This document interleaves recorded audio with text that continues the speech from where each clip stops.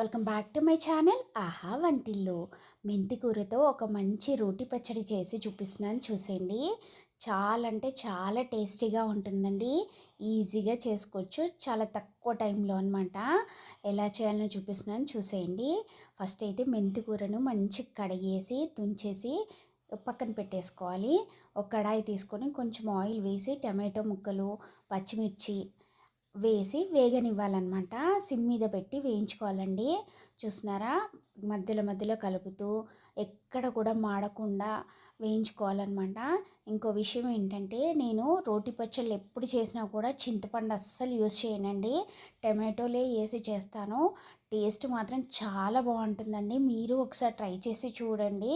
చింతపండు వేసి చేసే చట్నీల కన్నా కూడా టమాటోలు వేసి చేసి చూడండి. భలే కమ్మగా ఉంటాయండి. చాలా టేస్టీ అనిపిస్తాయి అన్నమాట.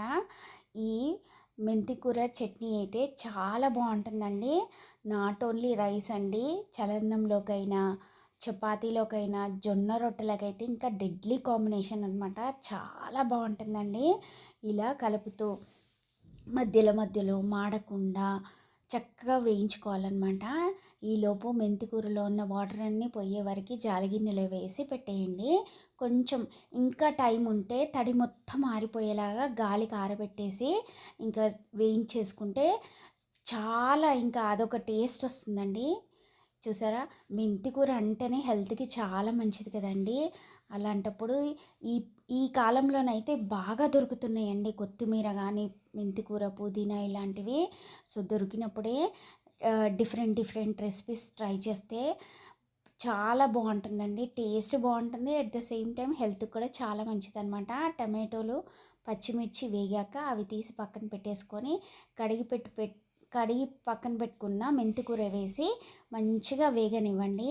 యాక్చువల్లీ నాకు ఆఫీస్ కాల్ ఉండే అనమాట. సో ఆఫీస్ కాల్లో పడి నేను ఇది చూడలేదండి. నాకైతే కొంచెం మాడిపోయింది.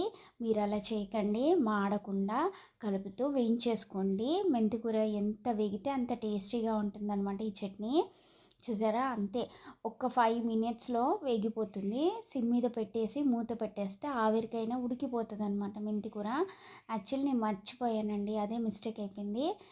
చూసారా, అంతే. ఇంకా ఇలా మగ్గితే చాలు. మెంతి కూర చేదంటారు కానీ చేదు అస్సలు ఉండదండి, చాలా కమ్మగా వస్తుందన్నమాట. ఇలా వేయించేసి కొంచెం ఆరాలన్నమాట. వేడి తగ్గాక ఒకటి మిక్సీలో వేసేసుకొని మంచిగా చట్నీ చేసేసుకుంటే సరిపోద్దండి. నేను పక్కన పెట్టేశాను. ఇంకా దీంట్లోకి వచ్చేసి నేను వెల్లుల్లిపాయలు, జీలకర్ర, కొంచెం సాల్ట్ వేస్తాను అంతే. ఇంకా వేరే ఏవి ఇంగ్రీడియంట్స్ యూస్ చేయనండి. సింపుల్గా చేసేస్తాను. నా రెసిపీస్ అన్నీ కూడా సింపుల్గా ఉంటాయి. ఇంతేనండి. కొంచెం ఆరిపోయాక మిక్సీ పట్టేయడం అనమాట. ఫస్ట్ అయితే పచ్చిమిర్చి, టమాటోలు పట్టేసి ఇందులోనే కొంచెం జీలకర్ర, వెల్లుల్లిపాయలు వేసి మిక్సీ పట్టాలన్నమాట. తర్వాత సాల్ట్ వేసేసి వేయించి పెట్టుకున్న మెంతికూర కూడా వేసేసి మంచిగా మిక్సీ పట్టేయండి. మరీ మెత్తగా కాకుండా కొంచెం గరుగ్గా పట్టేసుకుంటే చాలా బాగుంటుందండి. అంతే. మంచిగా మెదిగితే చాలా బాగుంటుందన్నమాట. చూసారా, అయిపోయిందండి మన చట్నీ. నేనైతే ఇక్కడ పుల్కాతో ట్రై చేస్తున్నాను. చాలా బాగుంటుందండి. నేను చెప్పినట్టు మీరు ఒకసారి ట్రై చేసి మీకు ఎలా వచ్చిందో నాకు కామెంట్ చేయండి. Thank you for watching.